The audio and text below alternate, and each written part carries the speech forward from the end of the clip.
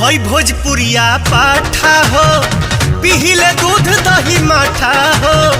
बढ़ी चढ़ी के जनी बोला नाता, पाछी छोड़ा दे हम बाथा हो, पाछी छोड़ा दे हम बाथा हो।